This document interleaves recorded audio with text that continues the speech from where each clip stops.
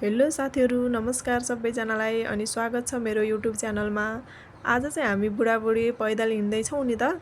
अनि कहाँ जाँदैछौँ भन्ने कुरा चाहिँ सरप्राइज नै छ, भिडियो अन्तिमसम्म हेर्नु होला है। अनि हामी चाहिँ मेट्रोमा चढिसक्यौँ। मेट्रो चाहिँ अलि भिड रहेछ नि त, अनि उभिएर यात्रा गर्नु पर्यो। त्यसपछि हामी एक्जिट भयो। मलाई चाहिँ मान्छेहरूको छेउमा अलि भिडियो बनाउन लाज लाग्छ नि त, त्यही भएर मैले धेरै भिडियो बनाएन। अनि मेरो बुढो र मैले चाहिँ अटो लियौँ र अटोबाट जाँदैछौँ। अब हामी कहाँ जाँदैछ त भन्दाखेरि यहाँबाट अटोबाट झऱ्यौँ अनि हेर्नुहोस् है, ढ्यान टाढ्यान नारायणा भन्ने ठाउँ हो सायद, यहाँको केटिएम सोरुममा पस्यौँ। अनि यहाँ गइसकेपछि सरर सबै बाइक यसरी हेऱ्यौँ हामीले चाहिँ कुन चाहिँ कस्तो रहेछ भनेर। अनि त्यसपछि हामीलाई चाहिँ मन पर्यो यो बाइक। हेर्नुहोस् है, हजुरहरूलाई चाहिँ कस्तो लाग्यो। त्यसपछि बाइक मन परिसकेपछि अब लिएरै जाने है भनेर मेरो बुढाले काम गर्दै हुनुहुन्छ डकुमेन्टेसनको। अनि डकुमेन्टेसनको काम भइसकेपछि सोरुमको भाइले चाहिँ यो बाइकको बारेमा जानकारी दिँदै हुनुहुन्छ। यति काम गर्दासम्म घडीमा त 7:30 बजिसकेछ। अनि आज फेरि हाम्रो प्यारी भान्जी अनन्याको बर्थडे पनि। अनि मम्मी चाहिँ उतै हुनुहुन्थ्यो अनि दिदी बहिनी सबै भएको भएर हामी चाहिँ नयाँ बाइक लिएर लाग्यौँ उत्तमनगर मोहन गार्डनतिर। भोलि चाहिँ शनिबार हो नि त, अनि त्यही भएर आजै बाइक पूजा गरौँ न भनेर फेरि त्यही नजिकैको मन्दिरमा लगेर बाइक पूजा गर्न गयौँ हामी, मम्मी, म, भाइ अनि मेरो बुढा अनि त्यसपछि भान्जी। अनि त्यहाँ चाहिँ यसरी पण्डितजीले सबै पूजा गरिदिनु भयो आफै।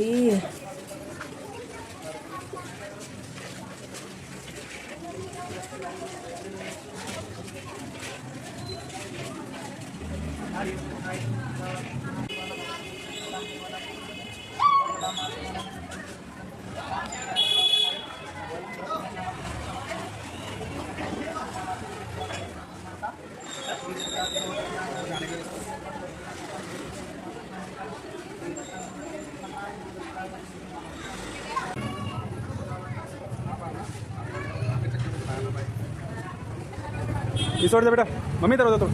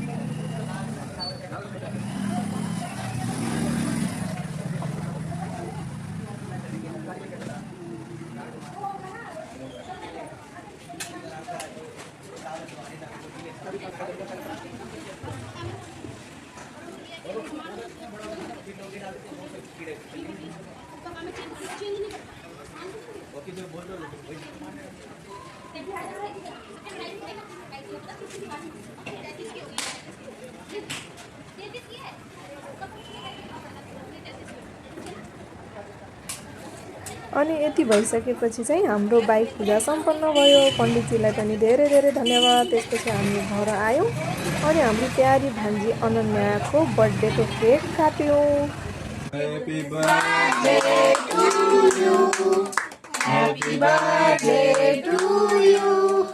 Happy birthday to you. अनि अर्को दिन चाहिँ हाम्रो प्लान भयो नि त सपिङ गर्न जाने। अनि भान्जीहरू चाहिँ जानुभयो मामासँग अनि दिदी बहिनी म चाहिँ लाग्यौँ अटोमा। अनि त्यसपछि हामी कहाँ गयौँ त भन्दाखेरि यो हो विशाल मार्ट। यहाँ चाहिँ एकदमै राम्रो राम्रो कपडाहरू अब सबै चिज भनौँ न पाइँदो रहेछ। अनि मेरो हस्बेन्ड चाहिँ कर्मीले अनि भान्जीहरू हुनुहुन्छ हाई गर्दै हुनुहुन्छ। उहाँहरूलाई चाहिँ जिन्स लिने विचार थियो नि त भान्जीहरूको।